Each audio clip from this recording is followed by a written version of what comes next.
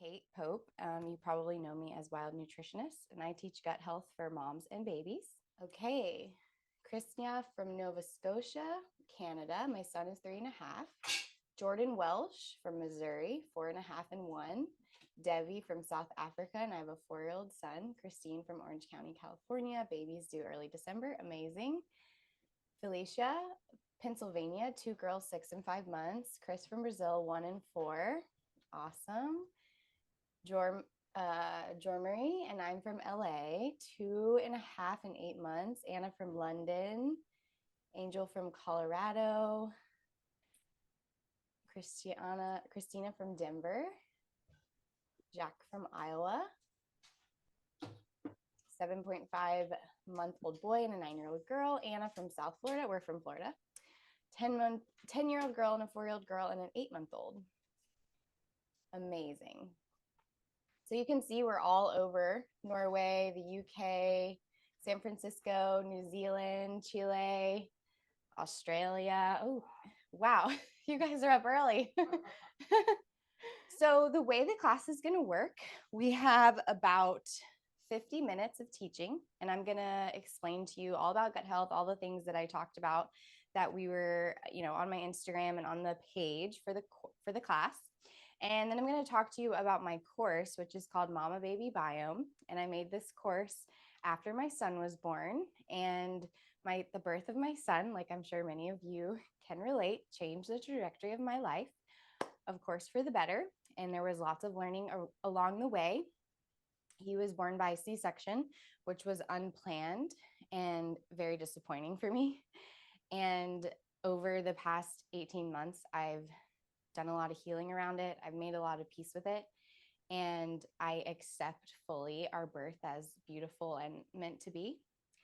And it's still a really difficult topic for me to talk about because I really like to talk about things from a felt sense perspective.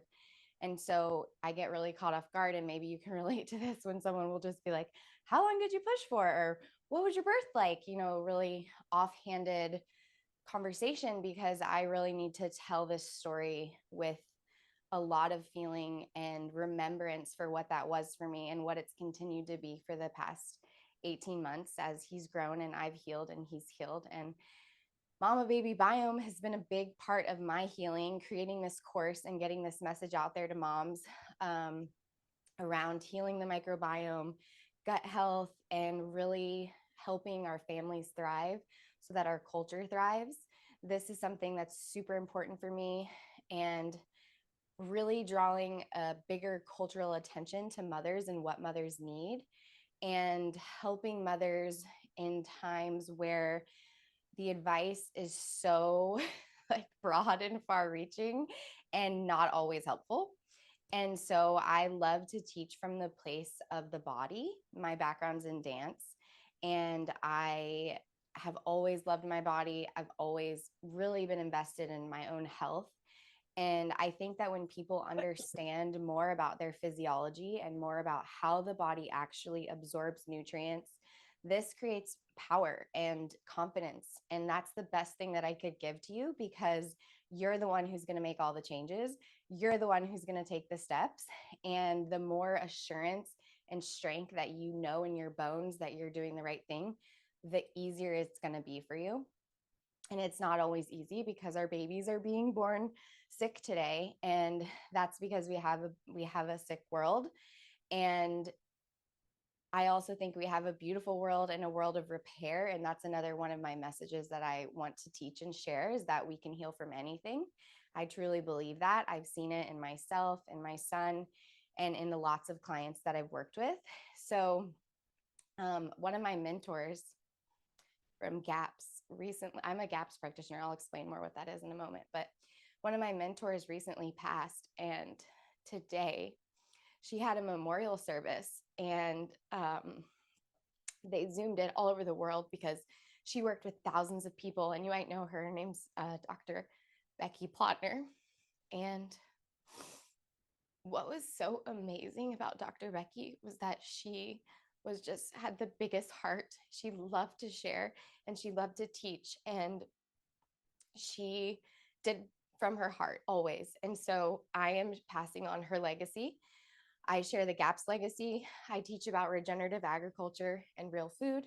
My husband is a whole animal butcher, so we infuse a lot of healing the earth into our work because it's not separate. We're doing systems healing in the body, we're doing systems healing in the work.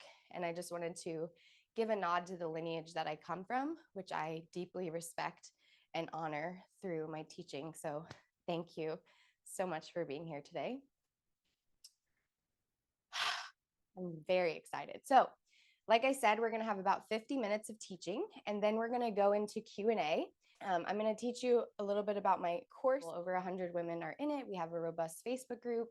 It's self-paced with 10 cook-alongs and lots of nutrition information, how to heal from these modern things that we're experiencing, like eczema, like colic, like allergies, food allergies, immune problems, all of these things. So I have some notes, I have some tea, so I invite you to do the same, or some meat stock if you know about meat stock. All right, so let's talk about the context. I have my notes over here. That just helps me stay on track because there's a lot to say in this topic that I love. And I want to first introduce it by talking to you and taking you through a little bit of a visualization for the context that we're in today. We no longer live in an organic planet. We no longer have clean oceans, clean waters. We have a remarkable ecosystem which can repair itself and can clean itself up, but we need to input things into that environment in order for that to happen. So I want you to think about your grandmother, and I want you to picture her hands. And I want you to think about what she did day to day with her hands, what she touched, what she put in her mouth. What was the pace of her life like? And then we'll go one generation back and we'll think about her mother and we'll think about her hands. And what did she touch? And what did she put in her mouth? And what was the pace of her day like? Did she have antibiotics? Likely not. Did she have birth control? Likely not. Did she have processed food? Likely not, right? Everything about her life 4 generations back was much simpler, cleaner, slower. So here we are in these modern times. We're going faster. We're in contact with a lot more chemicals and toxicants. We're eating foods, and we've been inherited with generational accumulation of those processed foods, whereas our great-grandmother has not, or our great-great-grandmother also had not inherited decades of eating processed foods. So when we look at the state of children today, we think about how our great-great-grandmother was birthed and the world she was birthed into versus what our children are being birthed into today. We can objectively look at inputs that are totally different than our ancestral history. And that is important because our physiology has not changed and evolved to match the race and the pace of modern life. We don't have the nutritional stores nor the microbiome health to protect ourselves like our grandmother and our great-grandmother did. We need to rebuild this, and our children need to eat for repair in this time in order for their children to have their health. So a lot of times we birth these babies, and birth is a threshold moment.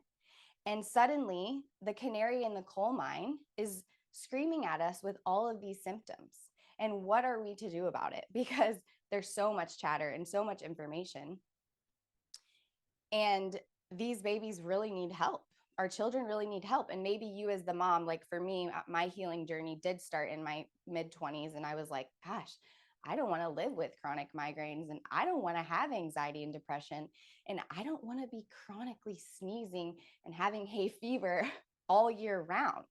You know, I had to really work on my nervous system health, my stress, and my nutrition. And I want that to translate to my baby's body. So building up nutritional stores before having a baby is ideal, but we don't all have that education and that luxury. And so there's a lot we can do as we are pregnant and with our babies and our children, even if they're already 5, There's a lot we can do to help them in their symptoms, and it comes from the kitchen and from simplifying our lives, really slowing down, connecting with nature, and that means connecting through food, resting more and resting better, building community through food and through our families, and helping them really galvanize support around you, because you are the hearth, you are the center of your family's wellness. That is what mothers are and do. They are the center, and everything revolves around them, which is kind of a lot of pressure, but it's also a great honor. You know, we are now here in this time, and it's like eczema, immune system issues, allergies. Everyone has food allergies. Like everyone, everywhere you go, people are like, yeah, I can't eat that. Yeah, I'm on this diet. Yeah, I'm on this. What I love about GAPS is it's a medical grade nutritional protocol. So you can use it for really extreme cases. And I do work with people who have, infants with FPIES, which is a protein intolerance, can only stay on a small amount of foods for a period of time, really bad seeping, weeping eczema, constant spitting up. It can run the gambit of severity. And what your experience of that severity is also is relative.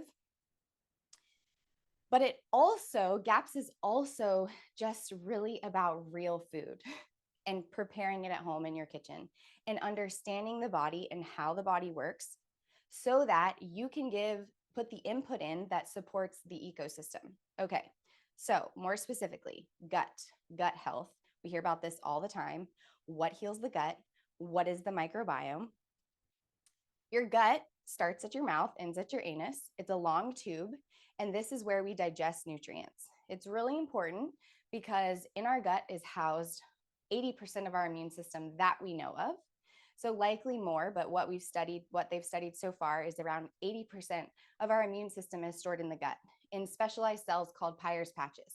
So when we have a compromised or a leaky gut where the holes of your gut are opened, then food particles and toxins can flow in and out of the bloodstream. The immune system says, wait a second, this is a big problem. It starts flagging things and it starts creating allergic reactions or an autoimmune condition. So really autoimmunity should be called diseases of toxicity. It's not really like your immune system is going haywire. It's that it's constantly having to work in overdrive to clean up the system. So leaky gut foundationally is a root for many of our modern systems.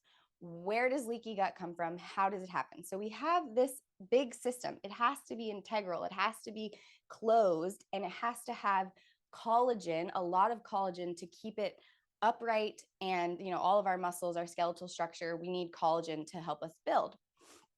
Because collagen is the most ubiquitous protein in our body, we need to constantly be refueling with collagen because it's also a magnet for things. Things can stick to our collagenous tissues and create more issues for our immune system. The other part about our gut health is that this is where we house our microbiome.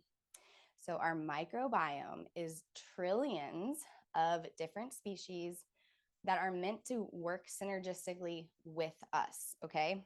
When we have a wipeout from antibiotics of good beneficial bacteria, then we have an opportunity where those opportunistic or pathogenic microbes can come in and take over. The pathogenic microbes come in, they start to rule the roost, the ecosystem has a decline. So when the ecosystem is declined, then we have symptoms. That's when the immune system is involved. That's when our skin starts secreting toxins.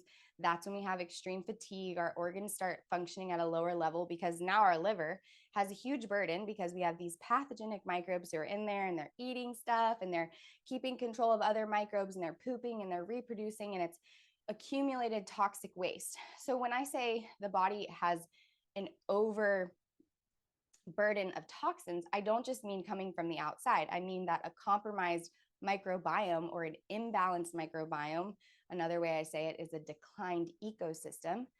That means that there is accumulated waste coming from within inside of our bodies based on the microbes.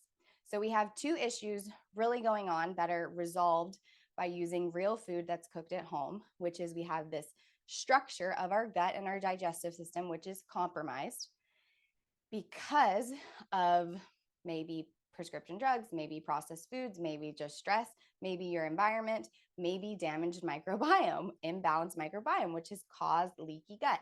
Yeast is one of those ones that can just bust through the holes of that really thin gut lining and create leaky gut. So it kind of works together. And then we have our microbiome, which is meant to work with us to keep us healthy. They have jobs such as cleansing, such as detoxifying, which is kind of the same thing. They're protectors, so they're our first line of defense. They metabolize nutrients. So in the gut lining, this microbiome and a thick mucous membrane sits there, and it helps us to assimilate nutrients and send them around the body to their jobs. If that is declined, no matter how healthy our diet is, we're not assimilating those nutrients. Protectors, cleansers, administrators, they tell people, other cells and other enzymes what to do. There are like janitors, which I said, and they are synthesizers, and they also create vitamins, which is really interesting too. So our microbiome depends, our vitamin assimilation and creation with some vitamins depends on the state of our microbiome. So when we have a declined state and we pass on this declined state to our babies also have problems. How does the infant microbiome form is where we're headed next. But I'm going to take a breath. I'm going to sip my tea.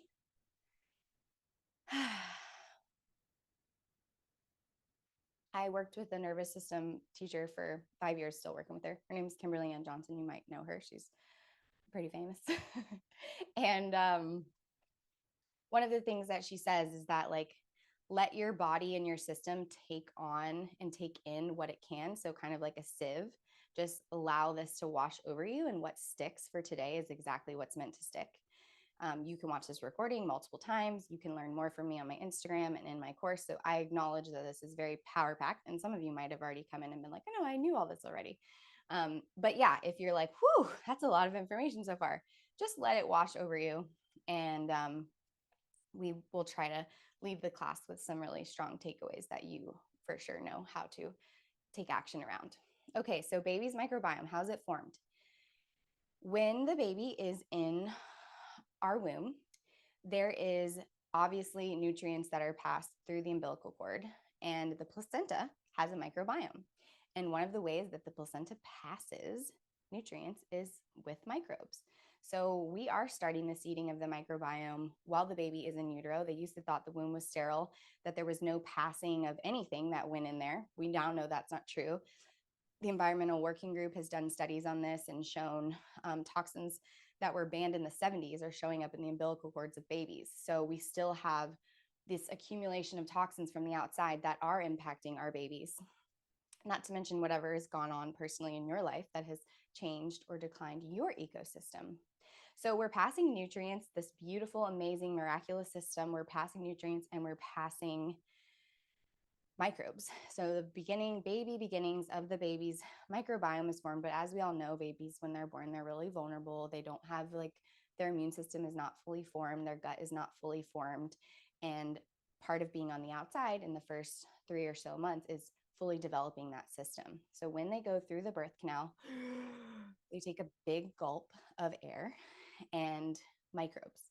This is what infuses and starts the seeding of their microbiome. And the mother's vaginal flora influences the state of the microbiome of the baby. So if you've had a lot of vaginal infections and you've had chronic yeast and you've had things going on down there for many, many years, that's going to transfer to your baby. The vaginal microbiome, how it's formed is it's by the bowel microbiome. They're really closely related. And when we have a lacking of beneficial strains like lactobacillus, the pH is the pH is risen. And what that means is we're now susceptible to outside invaders. And that's where a lot of these, like, skin stuff or even yeast infections will come from, because we don't have the proper pH, because we don't have the proper microbes, which are keeping the pH where it needs to be. Does that make sense? So the bowel flora influences the vaginal flora, and the bowel flora comes from the gut flora, but they're all slightly different. Okay. You're also, whatever partner you're having sexual contact with is also influencing the baby's microbiome. And whoever's closely having contact with the baby after the baby's born is also influencing their microbiome. So there's a shared microbiome of the home. A very interesting study came out in 2023 in Nature Journal showing us that the longer twins lived together, the more microbiome they shared. The longer they lived apart, the less microbiome they shared. The more microbes were shared within people in the same houses than people in the same village, but there was also cross microbial sharing with people within the village and just even more within those houses, which makes sense if we think about it. And people in the house were developing antibiotic resistant strains when other family members were on antibiotics. So that right there is extremely profound because it shows us the crossing of the microbiome and how much like our entire house is our microbiome. Our family is our microbiome and it's shared. And so it's really important that everyone in the house is on board with this. You know, if you have a picky eater and we know the root of that is microbiome and we expect this child to change their eating and change their microbiome, we can't expect that of them without having the parents also understand that in their own bodies first. So this is really about changing family culture, literally. Cultures. How do we get our culture? We make fermented food. You know, this is something that the father of fermentation, Sandor Katz, talks about all the time. He talks about the culture, which comes from the culturing of things. This is something that our ancestors have done forever. Fermented dairy, processed our meats in a way that created like fermented meat. Think about like hanging legs of pig made into prosciutto. That's a salt brine, essentially, that creates a probiotic food. So the culture of the microbiome, the baby's microbiome is a combination. It's mostly the mother. The dominant strains come from the mother, and it's also influenced by its immediate world around when the baby's out, right? So father touching, partner touching, grandmother touching, holding, what's going on in your home, etc. When the baby is born by C-section, there is less beneficial strains passed. There is less seeding of the microbiome, which is an opportunity for pathogens to take hold. Essentially, that's what happens.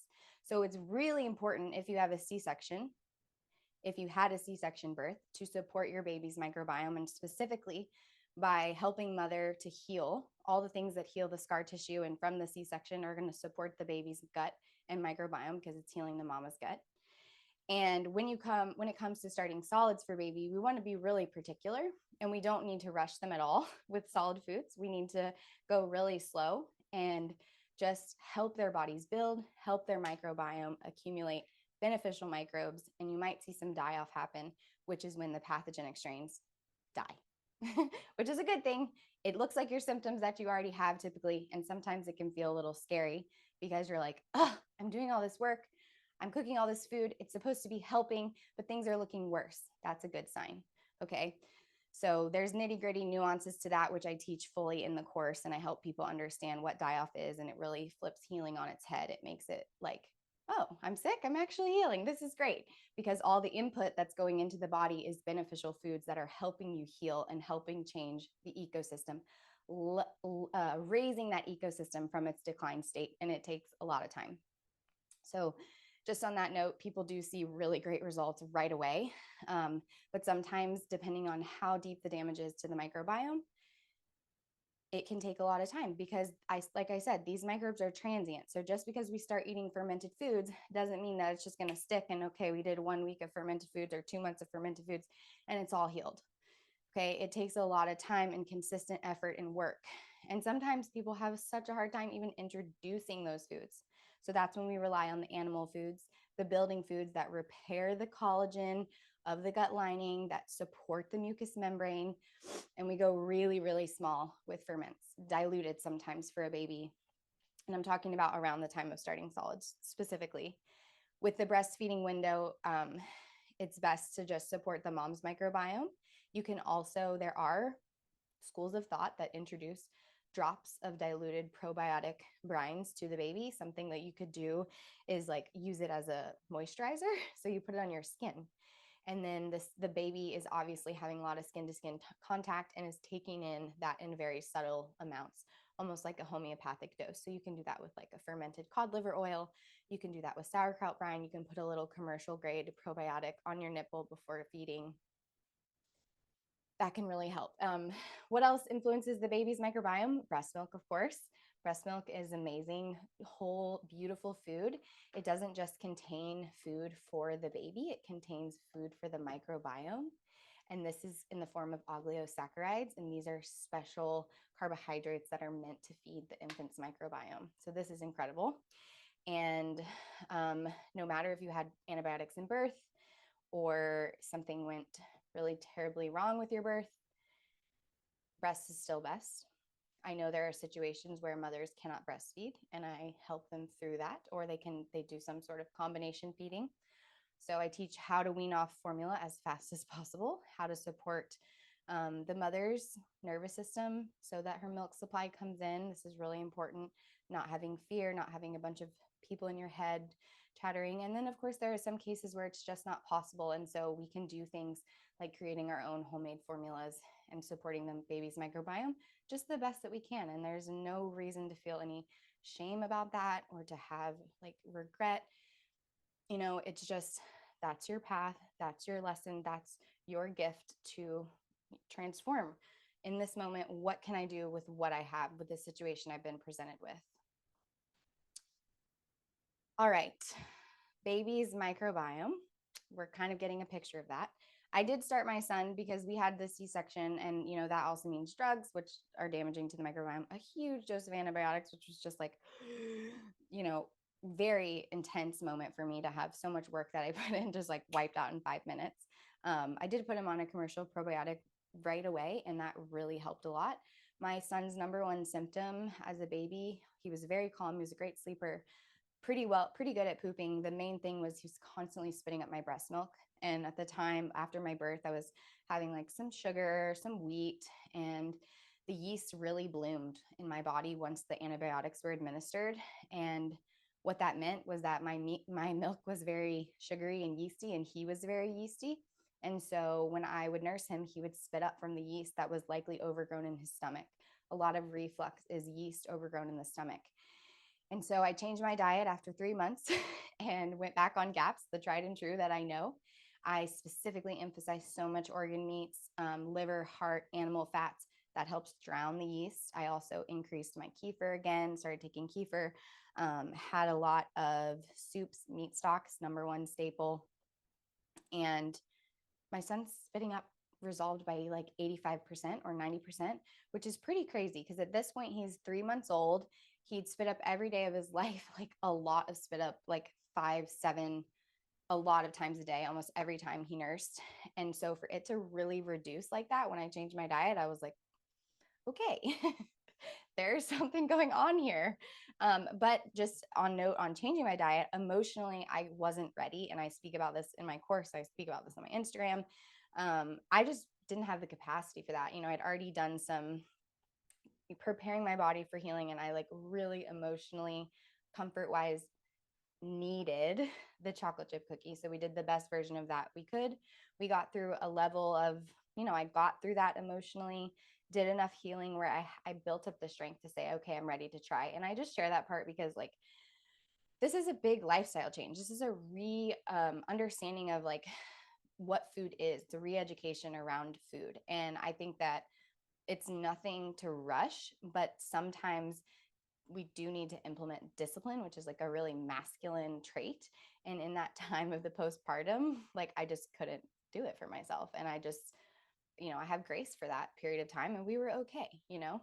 So I think that that's something for you as the mother to discern now with this education that you have and you're going to continue to get.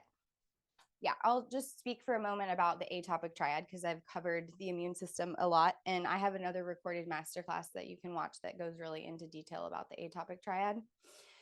Essentially, why do symptoms, allergies, asthma, and eczema relate to gut health?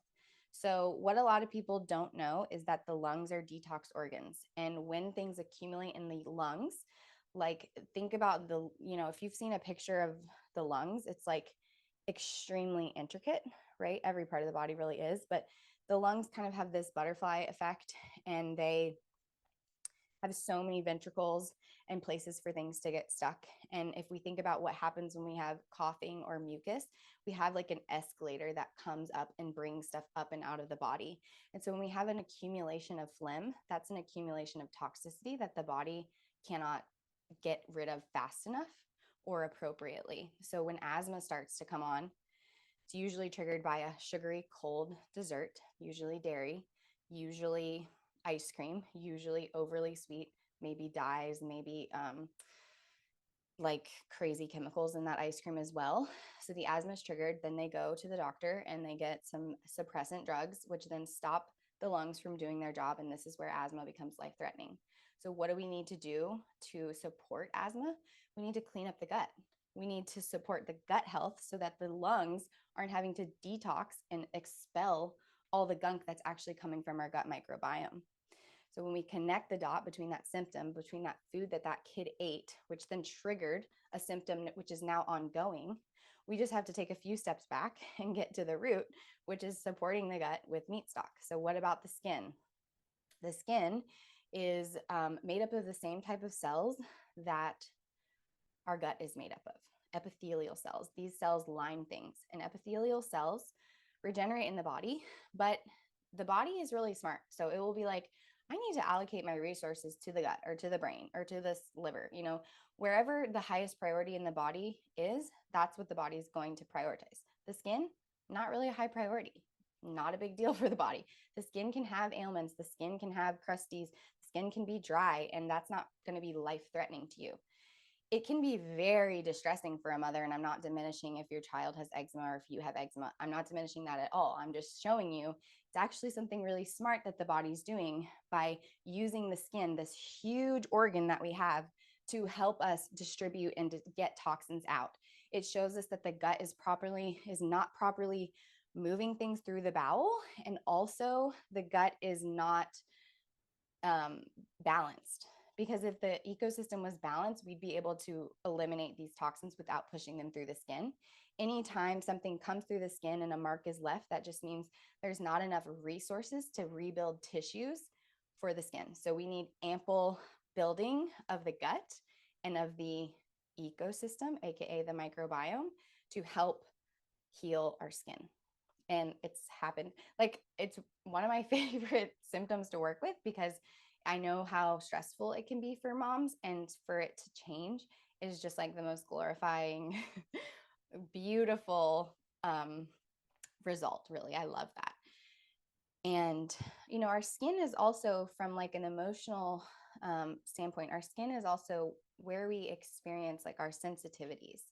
So if you're having a hard time processing your birth, if you haven't done any birth story medicine, if there's something really tender that you're holding on to, this also might come out through the skin. So I do like to work on different layers of the body. I like to work in a spiritual sense. I like to work in an emotional sense. I like to work physically and nutritionally because I see it as a whole system, and I can't separate it. So in my course, we definitely, like, the main focus is food, nutrients, building the physiology, but I also go into that like psychosomatic healing as well, because that's also my background, which was dance. So atopic triad: asthma, allergies, eczema. So allergies, why do allergies show up? We covered this a little bit in the beginning. The immune system is housed in the gut. And when we eat something and leaky gut happens, that means a protein is now out of the digestive system in the bloodstream where it doesn't belong. The immune system will flag that, and the immune system will say, attack this. So now every time you have a protein or a protein that's related to this, or even it doesn't have to be a protein, if it's just a sensitivity or intolerance, the immune system is on it after it, which is a good thing. But we don't want our immune system to be in chronic overload mode. We want our immune system to be working really well. And that means taking care of our gut health. So that's the atopic triad in a nutshell, as not by explained by conventional medicine, which just is like, I don't know, here, have the steroid. I don't know, here, take this medication. I don't know, there's no cure. That's really pretty much what we're offered. And that's not the camp that I live in at all. So many of the moms that I work with have like a 5-year-old and a newborn, or some range of that. A lot of moms that I work with also take the course while pregnant, and a lot of moms are also first-time moms. So that's like the main majority of people that are in the course Mama Baby Biome. And that's where we work through all the foundational steps for healing the gut. Talked a lot about a C-section birth and like why the microbiome is compromised, and why it's really important to introduce solids in a specific way. But also, even if you didn't have a C-section birth, that doesn't mean that your microbiome is just perfect and robust and your kid will have no symptoms, right? We're seeing that. We're seeing people who have natural births at home, beautiful, amazing births, and they're still having like extreme eczema, or they're having some symptom that they can't deal with. And that goes back to that visualization we did at the beginning, just speaking about the world at large and like what's really going on. I hate to be an alarmist, and I don't teach it to be an alarmist, but I also think when we understand like the reality of, especially in the United States, we just have an insane amount of toxins in our food, in our water, in our world, then we can educate ourselves and do something about it rather than just be a victim to it. So that's why I'm really serious and straightforward about, how it is with the onslaught of what we're dealing with, and how that's grown over time throughout generations. So when we start babies on solid foods, and this is also going to really be a mirror for what foods heal the gut, because we've talked about what leaky gut is, we've talked about these symptoms, but now you all really want to know what is going to do it. What's going to do the trick, Kate? So it's a process. When it comes to starting a baby on solids, the first food that I do is meat stock. And meat stock is not bone broth. They are different. If you want to learn more about meat stock versus bone broth, please download my free guide in my bio on Instagram or on my website, because this will really help you to just know what the difference is. But quickly, the difference is that meat stock always comes from raw meat and bones, and it's cooked for a shorter amount of time. Whereas bone broth sometimes comes from leftover carcasses or already cooked bones, and is cooked for 36, 72, however many long hours, days, right? Meat stock is not that.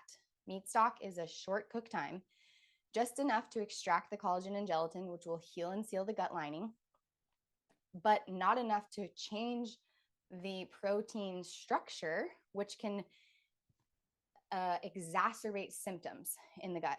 It can actually change the molecules of the amino acids, which are the building blocks for all of our hormones, neurotransmitters, and more. It can change that structure to be very similar to MSG. So someone with a damaged gut cannot digest bone broth, a 36, 72 hour cooked broth from the store or at home.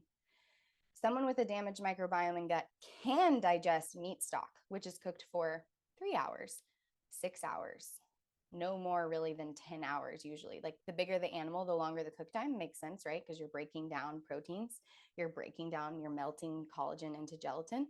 So it takes time. If it's a chicken, you can do it in an hour and a half. It tastes better. It's more nutrient dense because we're using the meat and the bone. And most of the nutrients are coming from the collagen and the meat and the fat, not so much the bones. Bones contain minerals, and we are getting some of that, but like it's not the main reason why we're drinking meat stock or bone broth, right? We're drinking it to rebuild the system, and meat stock is where we begin always, and especially with babies. So meat stock, we start with a drop of fermented brine from sauerkraut. That is inoculating the baby's system, and so we just go really slow with that. And then we have a slow building up of foods, going to liver, adding in bone marrow, increasing animal fats gradually, egg yolk. Now, even some of the moms who I work with still have an issue with egg, still have an issue with dairy, and dairy is a part of the protocol. So what we do in that case is we just leave it out for, if we know it's an IgE allergy, we leave it out for 6 months, and we work on building the system. And then we start with 1 drop. And sometimes we have to change up what animal we're using. So sometimes people just really can't do chicken eggs. And sometimes people even are sensitive to chicken stock. Oftentimes this has to do with the chicken's life, what the chicken was fed, because a common allergen for babies and humans, moms too, is starchy things like corn and soy, which many chickens are fed a diet of corn and soy. So when it comes to allergies and addressing those food allergies, we don't need to panic over them. We just need to leave them out for a while, build the system, build the gut, build the microbiome, and then slowly introduce. That's pretty much how we handle it. I obviously go into way further detail and way more of the step-by-step phases for adding in food for babies. But the main idea here is that we give the body building foods. We give the baby lots of fat soluble nutrients. We don't have to introduce a bajillion foods for babies to have a diverse palate. This is a myth, but it's a popular one. And I, because I've just come from this food lineage and I've come from this background, not my whole life, only I was standard American diet until 20, 22, something like that. But it's interesting, this like collision that's happening with me in the mainstream world, because sometimes I'm so out of it that I don't even know, like, I'm shocked when people tell me like, oh yeah, allergy testing is just like a part of the standard pediatrician. Like before year one, you get an allergy test and then you're handed this like thing that's like, your baby can't eat these. And like, it's just weird because I'm like, that doesn't make any sense.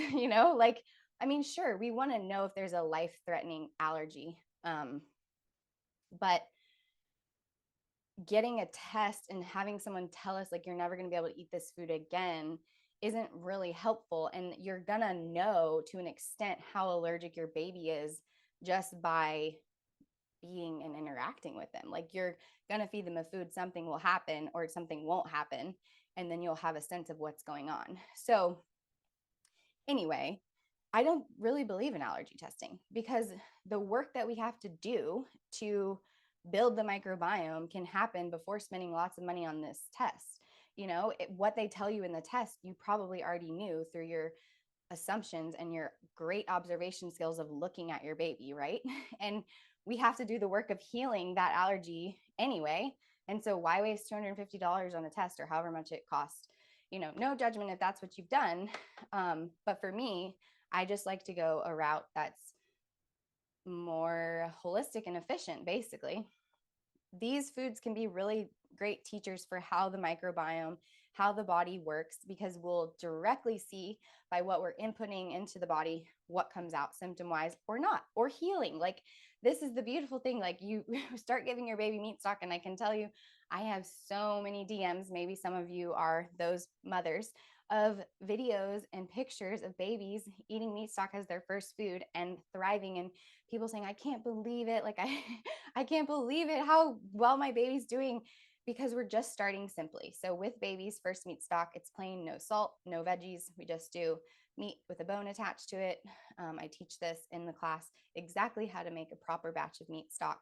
And then we build up from the easiest to digest foods to the more difficult to digest foods, which of course includes things like broccoli and carrots and avocado. All of those are included in a protocol for weaning baby or adding in solids.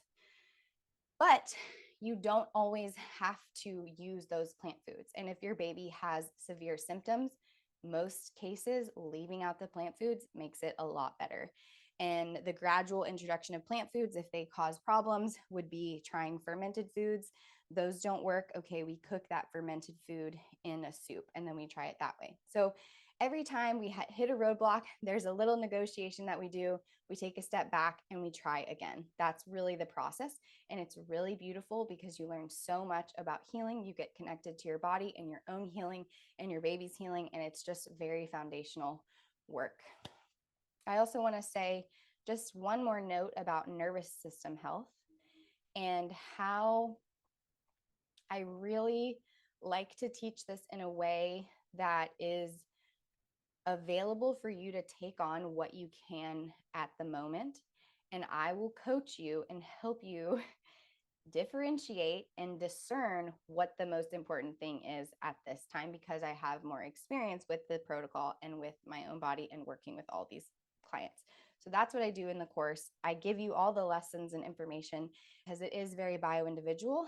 And with anything healing and health related, we don't want to go too much too fast. We don't want to push ourselves over the limit because that's just going to be counterproductive. If your nervous system's shot and you're so exhausted, which is already a symptom of motherhood, not necessarily nervous system shot, but exhaustion is a pretty standard one out there. we don't want to add on too much too fast, but at the same time, we want to be realistic about like really healing these issues from the root and getting them out of the system for good. Okay. So I have a few questions from my face or from my IG. I put up a little question box. So I'm just going to answer these ones quickly first, and then I'll go to the chat. So yeah, that's common. There's always a lot of questions, which is great. All right. How long to eliminate foods for eczema? This is bio-individual. You want to eliminate the foods like grains, starches, sugars. I mean, I'm keeping them out of my son's diet for just as long as possible, just because he's thriving on other foods. He loves other foods. He doesn't know what he's missing. And eventually he'll be able to try those foods. And I want his foundation to be like as stable as possible. So you want the symptoms to be gone. And once the eczema is gone, something else might surface and show you like, oh, I also need to work on this. So the standard healing for the microbiome and gut is about 2 years. Sometimes it's quicker, especially with babies. Sometimes it's longer. But I think what you'll feel is that like these foods are not, it's not restricting. It's actually very liberating. It can be a little adjustment to get used to, but I don't like to rush getting off of the healing foods just when you're right away when your symptoms disappear, because probably when you input that food that flares the symptom, it will come back. And so we want to give the body plenty of time to heal. If my baby has a lot of sensitivities, which I see this here, Ashley Morris, where do you suggest starting when your baby has a sensitivity to dairy, beef, soy, gluten, wheat, pumpkin, peanut, apple? Signs of leaky gut. My little one's 14 months. He can be so fussy. He loves milk, cheese, and butter. I stress about him not eating enough solids and getting him the nutrients, making sure he's going to gain weight. He is breastfeeding. Okay. So when your baby has a lot of sensitivities, you just leave out those sensitivities and you go forward with the nutrient dense foods that the baby can have. And you emphasize those, and you know in your bones that these foods are enough for your baby, and you see it through their symptoms. How's their mood? How's their sleep? That's going to tell you. This is a very call and response type of healing. You're looking, you're observing, you're writing things down, you're being with it. And so in that situation, you do lamb stock every day. Lamb stock all day long. If they can do egg yolk, you put egg yolk in it. You do liver, you do bone marrow, you do cooked vegetables in meat stock with ample animal fat. You let the body build and heal before starting to introduce those other foods. And likely what will happen is like you've done lamb stock for 10 days, 2 weeks, a month. Oh, look, they can do beef now. Why does that happen? Because the proteins and the amino acids from the lamb stock are healing the baby's gut, changing the microbiome, giving the microbiome a better house, and helping to eliminate toxins and things that the microbiome and the liver has to keep up with. And suddenly the baby can digest meats. The other thing is, if you've gotten an allergy test and it comes back with all these sensitivities, we don't know the quality of food that were used to test for these allergies. And the likelihood is that they're using very low quality food, which is not what we do on GAPS. We use the highest quality food that we can get our hands on, because that specifically speaks to the health of the ecosystem, the health of our planet. Not that we're having to buy this food to make our planet healthier, but that animal is healthy. That means that animal's collagen is healthy, not full of toxins. That animal didn't die with trauma. That animal didn't have shock, didn't get antibiotics, didn't get vaccines. Like, all that matters when it comes to translating to the body. Yeah. Now, if you can only afford conventional meat, get conventional meat and work with it, because it will still heal your baby. I'm not saying go vegetarian just because you can't get pasture raised or you can't get everything pasture raised. But if you're seeing an oversensitivity with a bunch of different foods, then I really emphasize quality, because we need to know what that animal ate.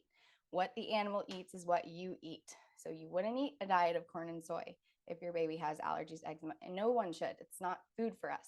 It's not food for that animal. And so we need that animal to be outside, species-specific diet, which is grass, getting vitamin D from the sun. Those nutrients are going to translate to our body. Can you make meat stock in Instant Pot? No, I do not recommend doing that, because cooking it too high too fast. And remember what I was talking about with meat stock versus bone broth. We want it to be a slow cook time. I recommend using a Dutch oven, this is the best thing to use, or a stainless steel pot. And I teach all about meat stock in the course and really on my Instagram too. If you struggle with milk supply, what should you do? Well, there's a lot of answers to this question. Maybe you're saying you struggle with milk supply and you're combo feeding. I would say that getting you on plenty of nutrients every day and doing like birth story medicine and nervous system work to help your milk supply. If you've already done some combo feeding, then you can start your baby on solids as early as 4 months with meat stock and moving really slowly. And I teach you how and when exactly to start weaning off the formula so that the baby's just on nutrient dense foods and however much breast milk you can provide. My baby has MTHFR. So MTHFR, all these gene mutations is going to be gut health work. The root of it is the microbiome. So following GAPS baby food introduction, applying what I said about allergies, getting mama on the full GAPS diet or a modified Weston A. Price / full GAPS. We've talked about the basic foods for infant gut health. How early can I introduce bone broth with severe eczema? Meat stock first. If the baby is on formula, then at 4 months. If the baby is on just breast milk, then, you know, around 5.5, 6 months. Like, it's very much an individual question. I like you to discern that for yourself. But I think that it's better to keep babe on breast milk and to clean up your breast milk by going on full GAPS yourself, drinking more meat stock, supporting your microbiome, etc. Okay, this is a good one. My husband, I bought Smidge probiotic, which is the probiotic that I teach and recommend. And my husband is skeptical. Can babies get all things through breast milk? Babies, breast milk is a remarkable food. I think I really emphasize that during this class and in my teachings. I'm a big advocate for breastfeeding. And I've also talked about how our bodies are compromised in this day and age and what that means for us and our babies and how that translates through the milk. So the environmental working group has found things in our milk, and our milk is alive. It has a microbiome, and we transport microbes to the baby. And so the more probiotic and beneficial microbes mama is consuming to the extent that she can tolerate without die-off, the better for the baby and the mom. That's why I love Smidge. It really helped me. I mean, it was amazing how much he loved it, still loves it, asks for it, go to the fridge, wants it, loves Smidge. And sometimes if he's having like a meltdown or something, I'll just be like, probiotic. And, you know, I see within like 15 minutes a shift happen. Sometimes it's like probiotic and liver capsule, or probiotic and sauteed liver, or probiotic and kefir, which is something that my son, I share about my whole kefir journey in the course. But basically, like, he had extreme die-off reactions for 10 days with kefir. And now he drinks like 12 to 24 ounces of raw goat milk kefir every day. And I know that that is so essential for his health and his microbiome. So kefir is a raw fermented milk, which has 60 to 70 beneficial strains of yeast and bacteria. How to introduce raw goat or cow milk for babies. This is something like babies have grown up for a long time on raw goat and cow milk. The most of those stories are, you know, directly from the udder type of situation. And sometimes GAPS people, people that need the GAPS diet, people that have a damage to the microbiome, they cannot do raw milk yet. So like even my son, who has a very robust system despite his birth, I keep raw milk limited for him and I rely on the fermented milk more. And so that's something like you'll just discern. You know, a lot of babies can do fine on it. And I have babies in my course that are on raw milk and do good on raw milk. And, you know, the Weston A. Price formula recipe is from a raw milk source. And I think that it can be really life-saving and beautiful, but it's not going to work in all cases because everyone's different. And some people aren't going to be able to digest it properly. So that's really like a individual answer, but I hope that gave you enough context to make some more decisions. Rosacea was another question. Can I talk about rosacea? Skin stuff, all the stuff I said about skin applies here. A lot of times rosacea is correlated with SIBO, small intestine bacterial overgrowth. And so you would need to address that in order to heal the rosacea. And specifically, the protocol that is used for SIBO on GAPS is no plant GAPS or GAPS introduction diet, usually no plant intro. Amazing. Okay, my daughter was diagnosed with cow milk protein intolerance a few months ago. How do I navigate GAPS with her if she can't tolerate dairy and other foods? I also have to cut out a lot of my own diet, so continue breastfeeding. I'm overwhelmed. Yep. So there are a handful of mothers in your exact situation in the course right now. Just like I said, with the allergies, you just keep the cow milk out for a while and you build with all the other foods.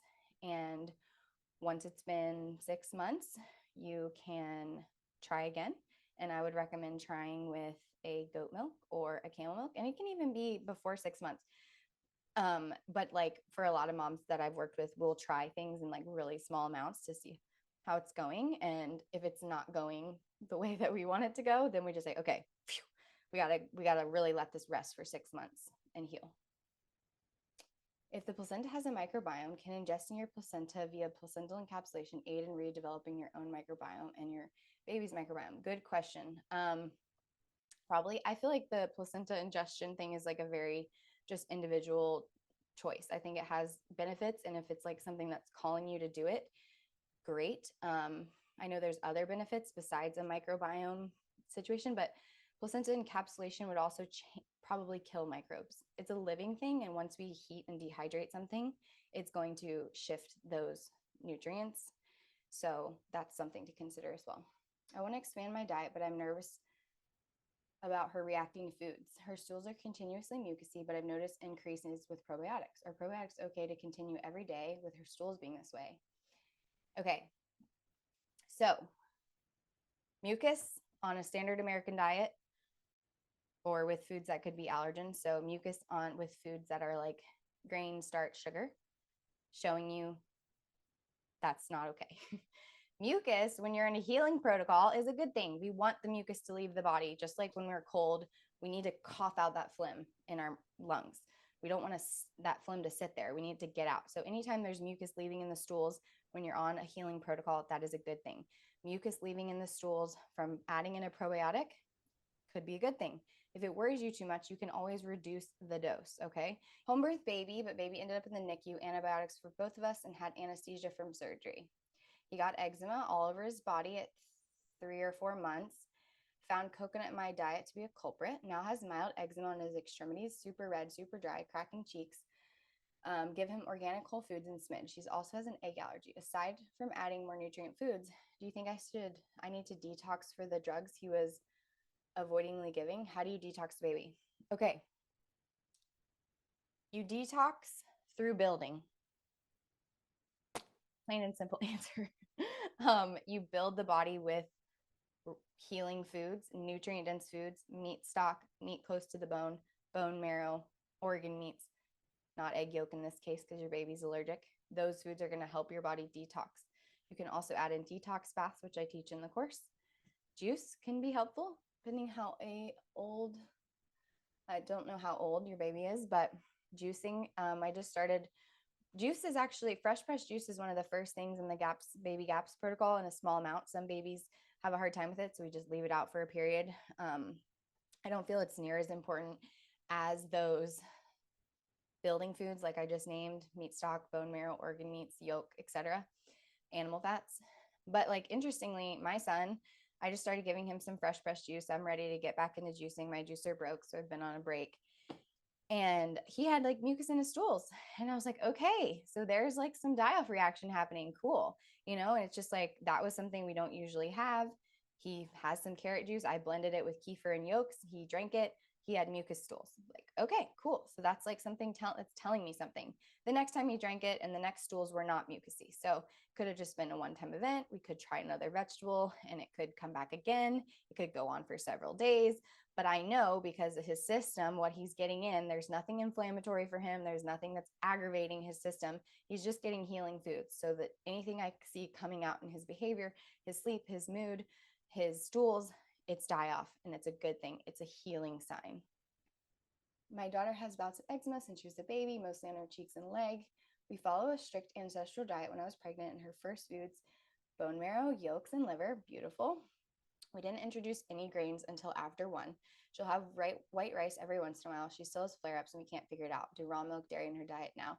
Could raw milk do it? It's probably the rice. I would say she just still needs more healing, and just put her on a more strict diet gaps, because when they're 1, they don't know it's strict. I mean, if they've already had those, I'll just call them processed foods for this, a better way would just be saying like grains. And I hope you're properly preparing them. You probably are, because you're following ancestral diet, but like they can get addicted to those foods even at a very young age. My son can still be addicted to fruit and blackberries, even though he's very young. His gut's compromised. So the second that yeast blooms and that yeast gets a taste of that sugar, what's that yeast going to demand? The yeast will demand the fructose. Okay. I'm not saying fruit's bad, because people get really on me about this one. Fruit's bad? How could fruit be bad? Blah, blah, blah. It's not. It's dependent on the state of the microbiome. And we're using our observation skills. If your child does fine on fruit and you don't see any issues, you can keep giving them fruit, seasonal, delicious backyard fruit. Wonderful. That is not the case for my son. So in this case, yes, it could be dairy. Lactose feeds pathogenic overgrowth. It can flare eczema. It could be rice. It could be any sugary, starchy food that's feeding the microbiome imbalances. It could also just mean that she needs more building food. She needs more beneficial strains of bacteria coming from homemade fermented foods, coming from milk kefir. If you're feeding her raw dairy, I would just switch to kefir and just like, let's do some kefir, fam. And it's delicious and it's so amazing, so good for babies. And I teach the ins and outs of kefir in the course. My other question is if we should be taking methylated vitamins. I am double homogenous for the MTHFR gene. My natural ability to process vitamins is decreased. I like Dr. Ben Lynch's work around MTHFR. He has some high quality supplements. In no way are all supplements created equal, and sometimes methylated B vitamins can be inhibitors, but people with MTHFR do really well on nutritional protocol, such as CAPS. Smidge, Instagram stories. Yep. How to start kefir at home. Teach that in the course. It's the easiest ferment you can make. You'll be amazed at how wonderful and easy it is. If as a mom, we don't know how to fix our own gut and the baby's breastfeeding, would that cause a problem for them, even if they're doing the protocol? Can you talk about that? Yeah. So this is about mom and baby, mama baby biome, and how we work together, how we use solid food introduction to learn about how the body works, but also like healing our guts as the mother, which means those healing foods that I've been talking about: meat stock, probiotic brines, meat close to the bone, local seasonal vegetables cooked well, soups and stews. Like this, these are the staples. Is store-bought kefir okay to use? No, it's pasteurized and it reduces, it's just not beneficial. So it's kind of a waste of money because the microbes are not there. Okay, so the course, self-paced course. Each module has lectures, nutrition lectures, and it has downloads and guides for you to go step by step. So we start out talking about digestion, how digestion works. We talk about how to heal leaky gut, and accompanying all these nutrition lectures are 10 cook-alongs, which I recommend doing 1 cook-along a week. It's about a 2-hour cooking session. You can pause and play me. And they come with recipes and shopping lists, all which are appropriately aligned with the nutrition that I teach. And so this is probably the best part about my course, is that not only am I teaching you the nutrition, but I'm teaching you the cooking skills to implement it with over 100 recipes on how to use food as medicine for healing. So if you're a mom and you don't know how to heal your gut, that is exactly what I teach you in this course: why certain foods are not gut healers and why certain foods are. I also talk about like nutrition context in general. So why is mainstream nutrition pushing one thing, and why there's some renegade nutritionists out there who are pushing another thing, which is all about, like, for me, it just really comes back to how the body works. So in the course, we have 9 modules. And the first part of the course, like the first 5 modules, are talking to you about microbiome health, gut health, starting baby on solids, picky eating, allergies, immune stuff. So all those symptoms. And then we have the second half of the course, which teaches you about lifestyle, detox protocols, how to support this diet as a whole, because it's sometimes we need to help our body open up detox pathways, or the foods are doing that, and we need to aid the body with like removing these toxins more and helping the gut heal more. And so, simple things like a detox bath, which is wonderful for children's, for mom. We put special things in the bath to help our skin heal, to help toxins leave from the skin. We go into specific protocols like enemas, which is my favorite thing. I love to teach enemas. Enemas can help you so much. And if it freaks you out, then that's great, because you have the course with me taking you step by step through it. And it can be a very powerful, powerful healer. It's not a coffee enema, although you can get to a coffee enema. I just teach a basic healing enema solution, which is something that your great grandmother would have had hanging in her bathroom. It's super, they have been around for so long. It's safe. You can't get addicted to it. It's very healing, very healthy. And I teach you how. And then we have that cook along portion that I was talking about, which is right here in this kitchen, where we go through a beautiful meal and leftovers for you to have for your family each week. So that is super beneficial. And it's like, building blocks for getting this rhythm into your family. That's what the kitchen work is all about. And we have a super robust Facebook group where people ask questions, and there's downloads, and there's cookbooks you can download that I wrote specifically for this work.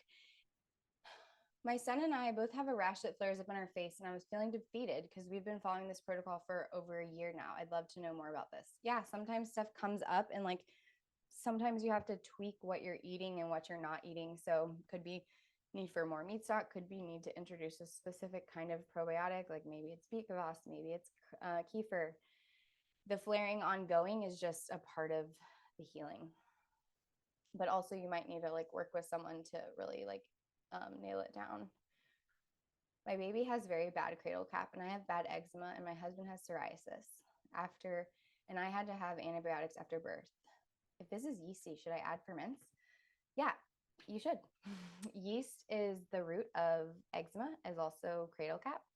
But I don't just recommend adding ferments. I recommend doing the whole protocol as I teach in Mama Baby Biome, and really would be great for the whole family. I have a lot of total families on the call, and it's really wonderful. Okay, have you had any success using the GAPS diet to heal SIBO? Yes, it takes the no plant GAPS or GAPS introduction diet first. You can make your own formula. Yes, you can. What do you mean by weaning them off formula as fast as possible? Yes, so we want to wean them off formula as fast as possible, because this dehydrated milk with all the long list of ingredients is damaging to the microbiome. So when you're introducing solid foods, you can wean them off of the formula fast, because you're using nutrient-dense foods to feed them, and no longer they won't need the formula anymore. So I teach you the exact steps and how to do that in my masterclass, Solid Foundations. My point of view on parasites, and do you address this in your course? What do you do? What functional testing do you use? Suggest any for mom and baby? I use no testing. Not to say that you wouldn't or couldn't. Testing can be something, but I always recommend like doing 6 months of healing with food before doing testing, just because you could probably clear up a lot of stuff before really having to spend money on tests. Point of view on parasites is that everyone has parasites. Babies have parasites, humans have parasites. A lot of times parasites have really important roles in the body. So we don't want to just like cleanse them out of us. We want to build the system, build the ecosystem, and parasites will leave the body when the time is right for your body. Parasites can be cleansers. Usually when there's parasites, there's metals. So we don't want to just kill those parasites, because then what do we have is floating metals around the body. This can go to your brain. This can go to other organs. This is bad. Then this is probably like the most differentiated approach about what I teach and what's out there about like gut health and gut cleansing and da. We are not just eliminating and eradicating unwanted species. We are supporting the health of the body, and the body can then itself do what it needs to do. So we are inputting fermented foods, fermented dairy. We are inputting healing foods like meat stock, which is going to change the environment where those microbes live and which ones can thrive and which ones cannot. And then the body is going to clean itself up and let things leave in its own time, which in my opinion and my experience is a much healthier and safer way to go about gut health, gut repair, parasites. But I'm telling you, I've passed parasites. I've seen parasites in diapers. I've seen parasites. It's just they come out. They will come out using food this way, especially with the support of detox baths, enemas, going outside, getting plenty of good sunshine, etc. The best fermented foods, all of them. Specifically, I teach about sauerkraut, fermented carrots, any like local vegetable. I love fermented dairy. We do a 24-hour fermented dairy on GAPS, which is not meaning all the lactose and casein is digested properly, so the body is not having to deal with that. Alex answered, would raw milk dairy be a good food group? If you have eczema, I would do fermented dairy. Struggling with thrush and low milk supply. Every time I try to starve the yeast, my supply drops to nothing. I'm not sure why this is, and I'm struggling to get enough breast milk already. I'm consistently making my own raw milk formula to help supplement. Good. Baby had antibiotics due to B strep. Should I consider raw milk formula? Should I continue searching for extra breast milk? You're asking great questions. Okay, low milk supply. I would recommend my course because I'm going to teach you like how to get enough food, what foods to really prioritize. Thrush in the baby's mouth, I wouldn't worry about that so much. Like if you're having more stress, like the thrush is there, so we see it. We know it will go away with time and the proper foods. If it's stressing you out and you're cutting out, you're starving the yeast by cutting out these candida feeding foods, and you're then actually really hungry and the thrush is still there, I would just not try that approach. I mean, we don't cut out all candida feeding foods on GAPS because we know the candida is there for a reason. Genti and violet specifically can be really helpful for thrush. And the main thing I would say for you is adding in beneficial strains of yeast, either through a probiotic supplement, Saccharomyces boulardii, or milk kefir. And I would love to have you in the course because I think it will help answer a lot of your questions. You have a really, I see that you understand a lot of it and you're trying in all these ways.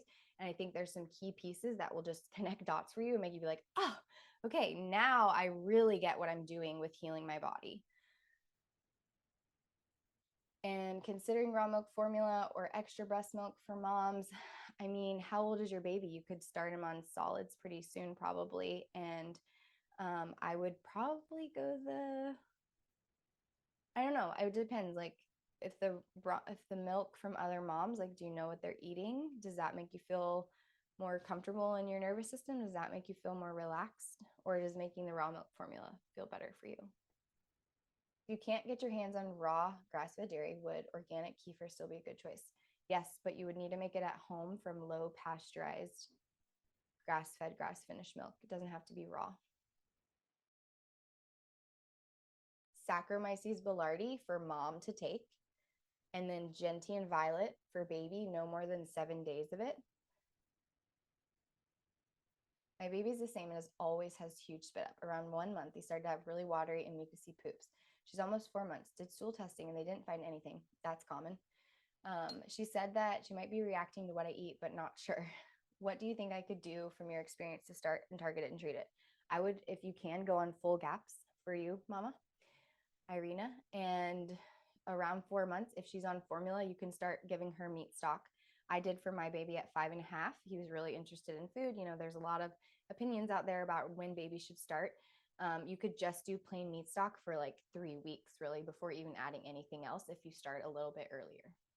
How do I address everyone's individual case and health history in your course? I don't address everyone's individual health history. Typically, the course itself answers those questions because I've worked in this way for so long that I anticipate the questions that people are going to ask. And then if there's more specific things that have come up and people want to troubleshoot, that goes in the Facebook group, and moms also weigh in on it. Can you recommend anything for people without a gallbladder? I had my gallbladder removed when I was 19. Yep. So, which I learned after was a possible side effect of birth control. And now I can't eat too much fat or I get really nauseous. Yep. So what happens for you is that your liver has now made a little pouch for you that secretes bile. And so you still are producing bile, but likely you need to clean up your gut and you need to give your body more, probably B vitamins to support your liver. And you might also want to supplement every once in a while with ox bile supplements. You don't stay on this for life. But actually, since your gallbladder is removed, I think you can use ox bile for an extended period of time. When people are on ox bile and they have a gallbladder, the gallbladder basically gets lazy and doesn't produce bile. But in your case, it would be something to look into and work with either me or through the course under just get a few more details than just answering in this.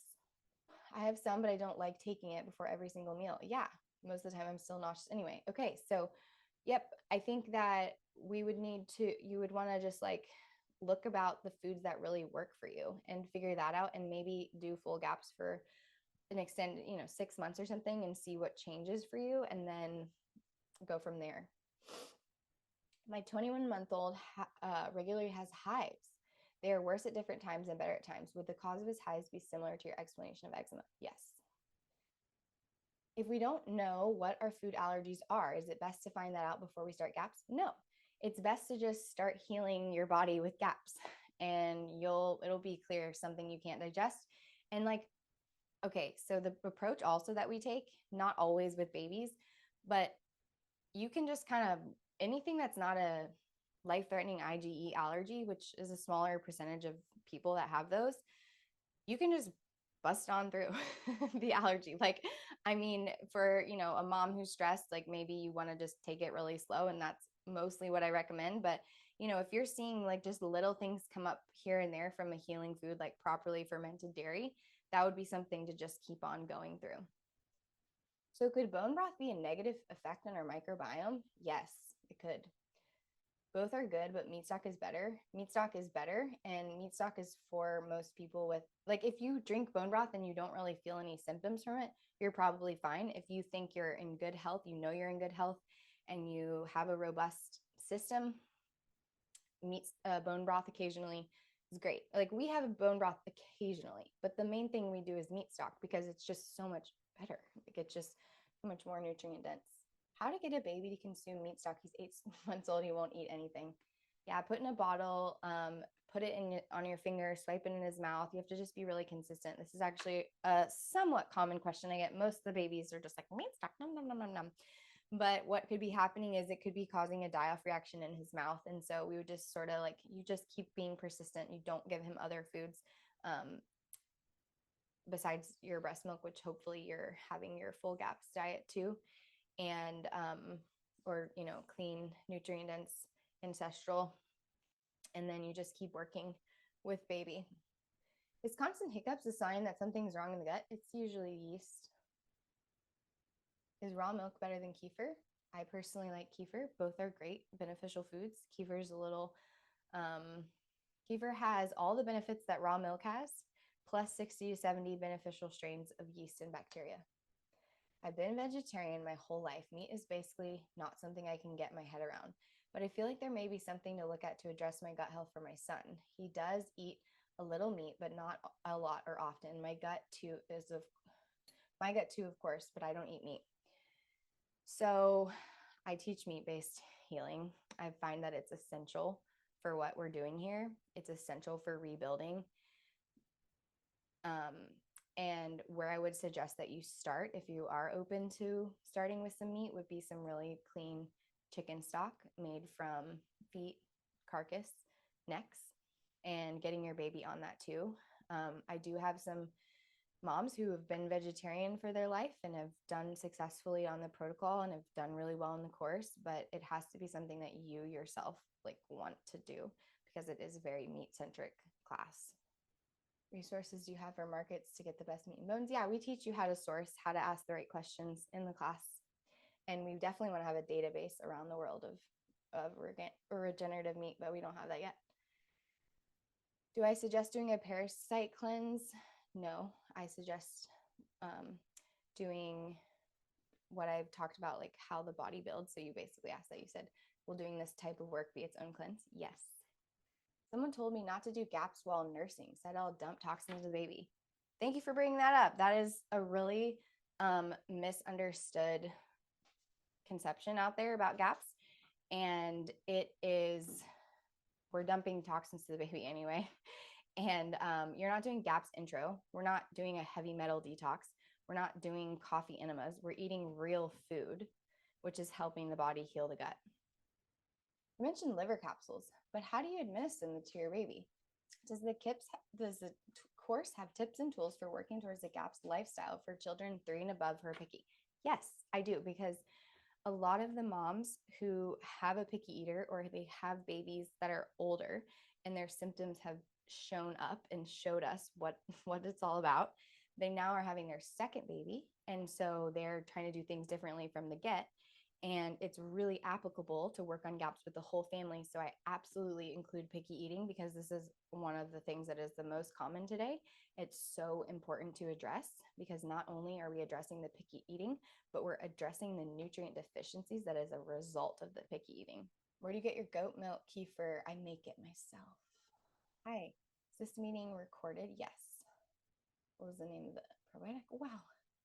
Yeah, thrush. That would be addressed in the course, and also Genti and Violet. Any stories for healing tonsillitis? Looking for hope. Oh, such a good question. I don't have a specific tonsillitis person, but like client that I've worked with, but there's probably a GAPS. There is definitely a GAPS person who has done that. And I was just reading about Dr. Natasha and what she was saying about the tonsils and strep. So strep throat, streptococcus. I don't know if this is related, but I'm going to say it anyway. Strep throat is one of those times where antibiotics can obviously be life-saving, and you might have to use them at some point. In order to treat strep throat from the root, and also group B strep, which was brought up on my Instagram the other day, we want to add in beneficial strains of streptococci, and that comes from milk kefir. So if you have tonsillitis, I would recommend doing fatty foods like animal-based. I would recommend doing meat stock. I would recommend doing milk kefir and really working with full GAPS. Hi. Yeah, hi. I love you. I thought you were asleep. You were asleep, huh? Okay. All right. So we're winding down on time here. I have all my topical tips and tricks in the course. And a lot of that is things that you would consume. So things that are going to nourish your skin are going to be like animal fats, tallow, lard, olive oil. Baths are really, really, really good because baths help us to change the pH of the skin. So when we have eczema, it's coming from the inside. That's changed the pH of the skin microbiome, which then invites other types of bacteria and infections. That's why something like an eczema patch might be tested and show positive for staph, or babies go into the hospital or doctor's office with eczema, they come out with MRSA because the pH of the skin is changed, and that makes the skin available for other pathogens to come in. How to change a 3-year-old's diet to strict? Great question. I really go over this in the course, so I'm just going to say one note on this, but it's all about being firm about the foods that they're allowed to have and not allowed to have, and sometimes they boycott, and you have to just stay the course, stay with the protocol. You might want to experience some of that meat stock and healing foods in your own body first before you decide to set this arrangement up for your family. But I will tell you, picky eaters in my course, they do the protocol, the parents stand strong about savory healing foods, and they boycott, and then it breaks open because the parents stayed strong for so long, and their palate changes and their skin stuff clears up, and they're no longer picky eaters. With the shopping list you mentioned, can we get everything we need from a general store? We'd have to get it somewhere special. You can source everything, I would say, from a grocery store. Like, I don't have a ton of esoteric ingredients. Like, one time I taught about Nigella seeds, which is like a specific, it's like a black cumin seed, and it was in a salad, and like you could leave that out, right? Like, or you could order it on Amazon and have it. It would just be, most of the food that I'm teaching is like organ meatballs, pork butt, sausage and kale soup, fermented carrots, right? So all that stuff can come from the grocery store. It's real food at its finest. And what I teach you to build up to, if you're not used to going to the farmer's market or sourcing local, is to source local and to try just one little thing. one little part at your farmer's market. And to my surprise, this is one of the favorite parts of the course. People say, I can't believe how meaningful it is to connect to my farmer. I never knew I cared about this so much. So cool, because that was my mission too. Okay. If you're off dairy, then yeah, you would just apply the allergy stuff like I talked about. So you wouldn't go onto milk kefir right away, but it's like I have dairy videos that go into more detail about how to just differentiate and decide, where you are in the dairy introduction protocol.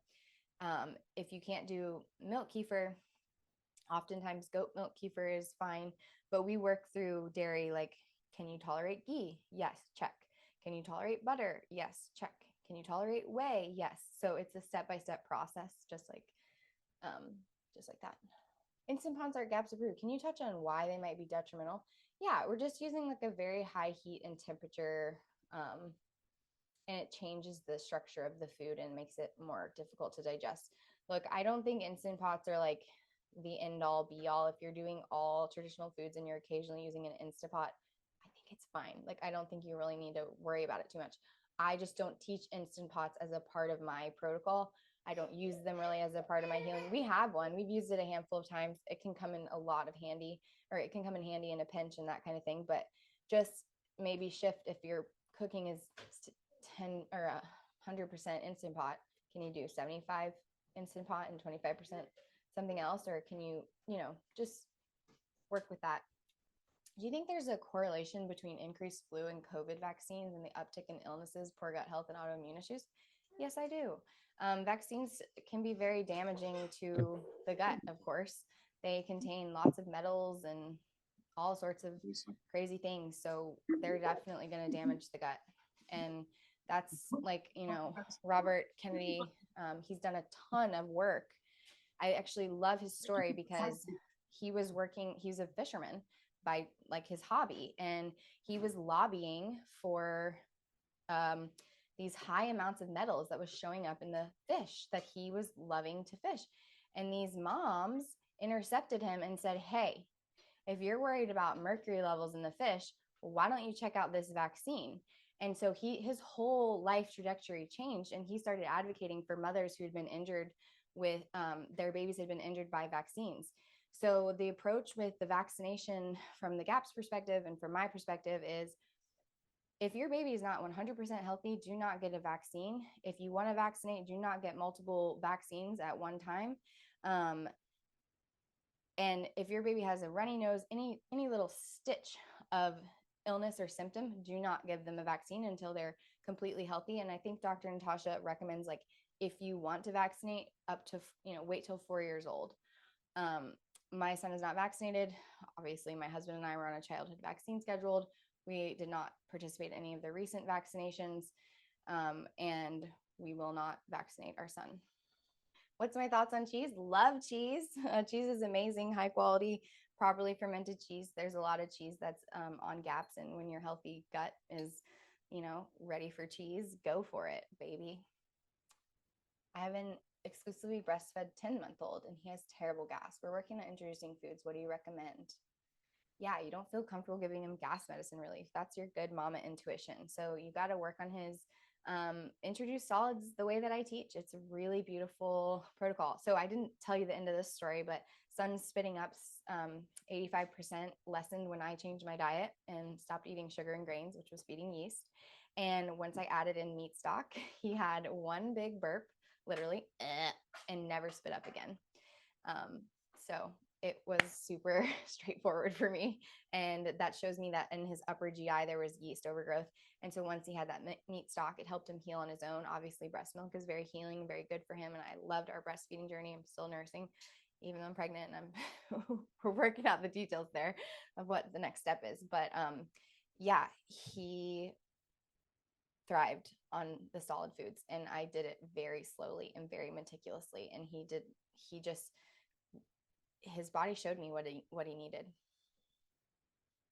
Does the course speak to possible variations for the GAPS diet?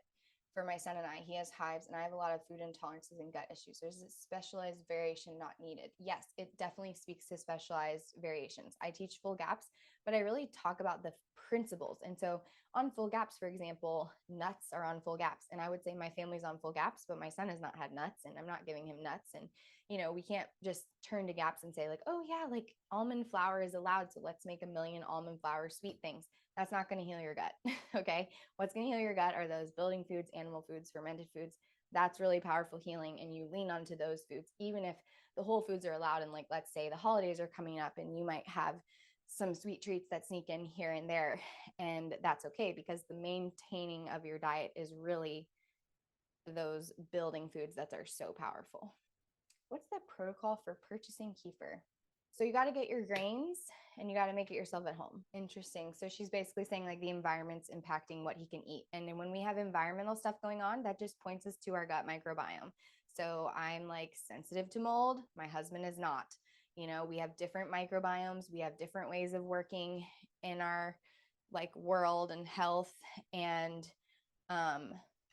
when I am at my healthiest, I'm less affected by mold. I used to have seasonal allergies. I don't anymore because I healed and sealed my gut. So when we have leaky gut and things come in from the outside that are not suitable for the environment, then we'll have symptoms. But if the gut's healed and sealed, I've been told that going straight into gaps can seal toxins into the body, creating a longer term health problem down the road. Is that inaccurate? That's weird to me. I've never heard that, and I don't think that that's true. I mean, the thing is, what we're doing on gaps is we're feeding the body real food, local food, and we're adding in fermented foods that are changing the ecosystem. So it's not going to seal anything in. Sometimes I think what can happen is people will be on gaps for 6 months and they'll be like, oh, I'm doing so good. And then they go back on the other foods and then they have like an even stronger reaction. So sometimes that can happen, a symptom that was maybe really mild before, when they start healing, they introduce whatever input that triggered that symptom and it's way worse. That's just because your body's in the middle of a healing process and it's like, what the heck? Are minerals discussed in the course? I'm seeing a lot about this right now, as such as potassium deficiencies. Does that fit into the GAPS gut healing protocol? Yeah. So I always, the pro-metabolic diet and mineral healing is so popular, and for good reason, because minerals are super important. GAPS absolutely addresses mineral depletion. And, like something that's very trendy right now is something like an adrenal cocktail. And I address adrenal health a little bit differently because adrenals love cholesterol. So like my adrenal cocktail is a thing of meat stock with 4 egg yolks. I love fresh pressed juice. So that would be another adrenal cocktail with egg yolks and kefir mixed in, blended in. Or if you're not doing dairy, you would do coconut oil. When you're on full gaps, you're getting everything that you need.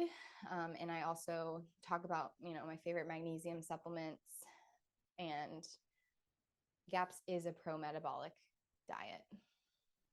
My favorite magnesium supplements, vitamin C. I talk about supplementation in the course. Small things. It's a food first approach, but there's small things that can help. What are my thoughts on jaggery? Jaggery is a type of sugar from, I think, India. This, like, culturally it's used, and it's sugar that feeds gut pathogens. The only sweetener that's allowed is honey. But I think jaggery, like if that's your cultural sweetener, it doesn't have to be out of your life forever, but taking it out for a period of time. It's less processed sugar, so it's going to have like more minerals. Like when we were living in Hawaii, we would drink straight up fresh pressed cane juice, and that's going to be like a more mineral rich, less processed sugar, which is better for the body. We can tolerate that every once in a while. Same with jaggery, less processed sugar, better than. Not a GAPS food, not a healing food, so to speak, but also really good for like oxytocin and every once in a while, and like a better than sweetener option. I don't think raw dairy is allowed sold in Canada. Any idea where to source from? Yeah, you have to probably just find it on the black market. It's not allowed in every state here either. A lot of times when it's legal to be sold in stores, what that means is you own a part of the cow and you have a cow share. But I know there's people in my course from Canada also, and they would know. Is water kefir as beneficial as oh yeah, or it's labeled as pet food. Is water kefir as beneficial as milk kefir? No, but it's still pretty good.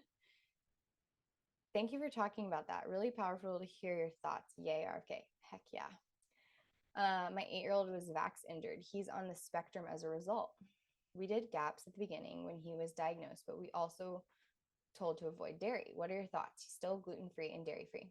I think that you can heal his gut enough, and you can use dairy to heal his gut with autism, and he can have properly prepared dairy with being on the autism spectrum. And there's lots of kids who would, and it would be like a step-by-step process of first starting with ghee and going all the way through the dairy introduction protocol. I think it'd probably be really beneficial for him, especially if you get some really high quality dairy. Any specific kitchen appliance needed for the course? Ferments like yogurt maker? Yeah, I put those all in the course.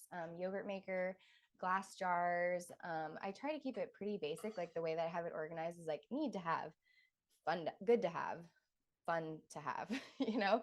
So it's like, first, you know, if you don't want to make like a full investment in all this new kitchen supplies, where do we start with the most important thing and then move on from there? Oh my gosh, a marathon. Made it through all those questions. All right. Well, thank you, everyone. I would love to have you in the course. I would love to continue this dialogue. And if you have friends that need to hear this, you can send them the sign up link and they can get the recording. And this is like my most comprehensive offering that I have. It's very thorough and you will get a lot out of it. There's a lot of testimonials on the page. There's a lot of testimonials on my Instagram stories. Yep, you get instant access right away. This was great. I really appreciate it. Thank you. I'm so glad. It's definitely one of my favorite things. I mean, it is my favorite topic. I think it's just so important for moms to know this. And like when I was like Googling the spitting up thing, I was just laughing at the answers. I'm like, okay, it was either like no clue or like it would be like too much milk, which can be like, I was like, okay, he is a big eater. He could be eating too much milk, but like also, is that it? I don't think so. Yeah. So thank you all for being here. I really appreciate it. It was so lovely. Aw, hey Rachel, Yeah. cute Hey, baby. thanks. Yeah, I deal with very similar things. Like she has eczema like on her neck and I have eczema personally. So this was very informative. And I've always been into the holistic like nutrition healing. So this was very informative and I appreciated it. Great. Awesome. Thanks for coming off and saying that. That's wonderful. Yeah, the Facebook group is just in the course. And if you have babies that drink meat stock and you want to send me a video of them on my DMs, that'd be awesome. I have a question for you, Kate. Yeah. So I'm just very inspired by you because you have an 18-month-old. How did you create this course? Like after he was born, going through everything you went through? Yeah, that's a good question. People ask me that, like, how do you do everything? It's partly my personality. I'm an Aries and I'm just like very driven and very fiery. But also I'd been building courses for a long time. Like I taught a course called Every Meal Healing, and I taught gut and vaginal health, and I taught these live cook-alongs. And I just had like suddenly once my baby was born, all this information synthesized, and I was like, I have to get this out. This is so important. My husband actually came up with the name. He was like, it should be Mama Baby Biome. And I was like, Perfect. you know, Yeah. and we worked together on it. I did 2 live rounds of the course, and that really helped me like inform what it needed to be, and I answered a lot of questions and worked out kinks. And then now I've been selling it passively because people can just automatically buy it. They don't have to wait for me to be ready to teach live. And getting it out has been like, you know, now I can like rest a little bit Yeah. more. And I'm pregnant again, so I need to rest. Yeah, that's great. Well, thank you so much. I look forward to taking it. Yay, thank you. Oh my goodness, Augie, can you say hi? Yeah, these people are going to join Mama Baby Biome. Yeah, we taught them all about spitting up and gut health, starting solids. What's your favorite food? Liver. Yeah, wonderful. All right, bye everyone. Thank you.